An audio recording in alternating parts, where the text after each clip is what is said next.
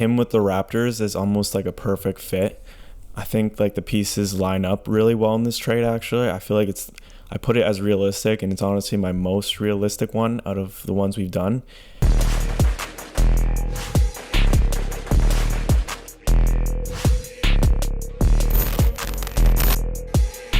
Hey guys, welcome back to Clutch Takes. Today we're going to be talking about the Raptors and their need for a true center. With Baines and Len playing terrible and not even getting playing time now, the Raptors are playing without a true center, and that desperately needs to be addressed. In this video, we'll be breaking down stopgap options, realistic options, and lastly a dream option. So before we get into all the trades and options for the Raptors, we want to get into the Raptors trade assets that they'll be offering to other teams. As we know, Lowry's in the last year of his deal, and he's a player that can push a team over the top. I feel if the Raptors are going that way, they can get a lot for him. The next player is OG Anunoby. I feel like he's the best long-term answer for someone. He's just coming off an extension that kicks in next year, and he's easier to trade than Pascal Siakam because he's not on a max contract.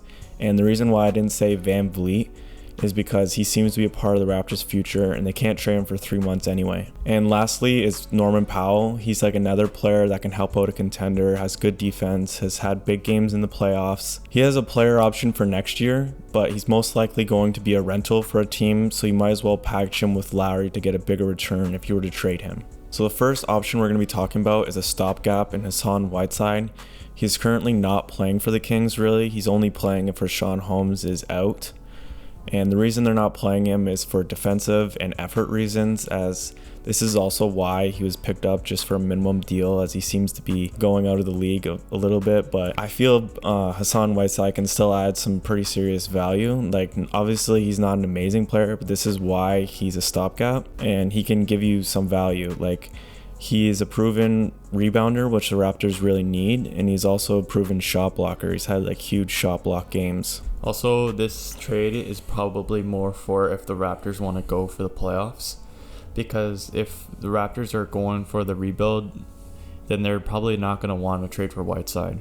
But this is strictly for if the Raptors want to go for the playoffs, like I said. So the Whiteside would be perfect because, like Dan said, he's really good with rebounding and shot blocks, which is what we need. And honestly, at this point, anything is better than Baines and Len. Yeah, Hassan Whiteside would be a stopgap if the Raptors feel like we're a good team still, we're in the game, we're getting better, so just a slow start, and Hassan Whiteside can come in and be their center, and they can go on the right track. The next option we're talking about is a realistic option in Marvin Bagley. As we've all heard about the drama by now, I made a video in the past if you guys want to go check that out. But yeah, Marvin Bagley was formerly the number 2 pick. He just has not lived up to his potential, but he does have a lot of potential though, and he might just need a new scenery to get it going for him. And like some of you guys in the comment section said Powell or Davis would not be enough. It honestly depends if this play keeps up. But a player that could be in the deal to entice the Kings is OG Anunoby. You can make the deal bigger and put more players in it, or instead you can use draft picks. There's a lot of ways this can go, but I'm going to give it to Evan to see what he thinks. Well, Marvin Bagley, if you think, everyone probably thinks he's like a bust right now, even though he's averaging 15 points per game the past 3 years. But if you remember, a lot of players that are ranked in the top 3 drafts, Ingram, Russell, there are 2 that come to mind. People were labeling them as busts, and they're not going to come out as stars. But look at Ingram now. He was an all-star last year, and this year he looks like he's even better just because he got traded to a new team with new scenery. Same with Russell. Russell was probably labeled as the biggest bust on the Lakers. Then he gets traded to the Nets, and now he's looked upon as one of the best point guards in the game. And now, Bagley, he's not playing bad. It's just that he's not getting, the touches or anything because of Fox, Hield, and Barnes. So, Bagley's just, being overshadowed by his players, and I wouldn't blame him if he wants out. And also, Bagley is, not playing in the closing lineup, which I heard he was pretty upset about, and that's definitely a reason to be upset. I remember when Valanciunas was on the Raptors, Dwayne Casey did not give him any closing minutes. And that obviously must have been frustrating for Valanciunas, as it's kind of a sign of respect when you're in the closing lineup, as it shows the coach has trust in you to close it out and win the game. Also, at the last thing I was going to say about Bagley is that if you remember, the Sacramento Kings coach is the same coach as the Lakers when the Lakers were bad, and this is also when the Lakers had Ingram and Russell. So it just seems that the Sacramento, like this coach, he just doesn't know how to develop players into stars. So Bagley, I feel like, has a lot of potential to be a star, and if the Raptors can like take him, and with the development system they have, Bagley can turn into a really good center for them. And he also seems like he has like the offensive talent. People say his effort and defense can be somewhat questionable, but Nurse is one of the most defensive coaches in the league, so I'm pretty sure he would definitely at least improve it. Our next realistic player that the Raptors can go for is Miles Turner. Miles Turner on the Indiana Pacers is a really good center. He's young, just like Bagley. Even though he doesn't have as much potential anymore as Bagley, I feel like he has a lot more to prove. Oladipo, Brogdon, Warren, and Sabonis are all on the team. They're a talented team that everyone needs shots.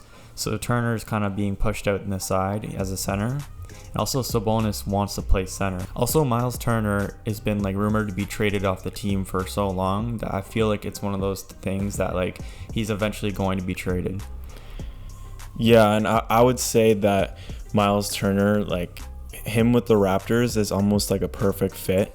I think like the pieces line up really well in this trade. Actually, I feel like I put it as realistic, and it's honestly my most realistic one out of the ones we've done. As the Pacers coach is a former Raptors assistant coach, Nate Bjorkgren, and yeah, so he knows the Raptors players very well. So if we were to send OG Anunoby and a deal for Miles Turner, it would upgrade the Pacers defense, obviously. And if we were also to include Powell in the deal to make it a bigger deal, the Pacers are also low in bench scoring, so Powell is a great six man and he can bring some offense off the bench for them. Miles Turner is also a really underrated defender, and he would fit the Raptors system really well. He's also a player that shoots threes, which the Raptors centers, they always encourage him to shoot threes. His percentages can vary sometimes. He can hit a decent amount and he can go cold, but that's like, you can take what you can get with centers. And he's blocking a lot of shots this year, and it seems like he's upped his defensive game. He seems like a true player that if he had a bigger role, which he would get on the Raptors, that he could truly break out into a better player. Our last one is the dream target, and I'm going to say Nikola Vucevic. This might be an off-the-board one, is why it's a dream one. The Magic may not want to trade him. This is just why it's just a good fit with the Raptors as a dream fit. But why this might entice the Magic is that he's already 30 years old and the rest of the team is already pretty young.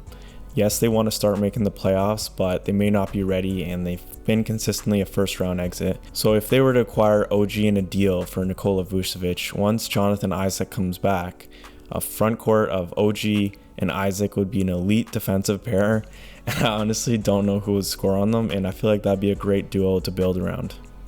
Yeah, it just feels like OG on the Raptors doesn't feel as comfortable. Like, for the past 2 or 3 years, he's just been averaging 10 points per game, which his defensive play has never been questioned because he's probably the best defender on the Raptors. But on his offensive game, it just has not been there. And it's not even his shooting, or he's not playing bad. It's just that he just doesn't shoot at all. He doesn't seem aggressive enough sometimes. Yeah. There are some games where he does go and get 20 points, but he doesn't do it consistently. Yeah. So yeah, if OG was on the Magic, possibly a change of scenery, like we said with Bagley, he could break out even further and become like that baby Kawhi is what everyone thought he would be. Obviously that might be a stretch, but if he could average around 15 to 16 points with elite defense, that's a player that any team would want. So thank you guys for watching. Tell us what you think. Were these accurate? Which one would you want? Would you want a stopgap to go for it? A realistic option for a long-term center for the future to finally find a solution? I'm currently on that camp. Or would you go for the dream one, where you can get a star like Nikola Vucevic, but you would probably have to give up a lot? I hope you guys enjoyed the video, and see you guys next time.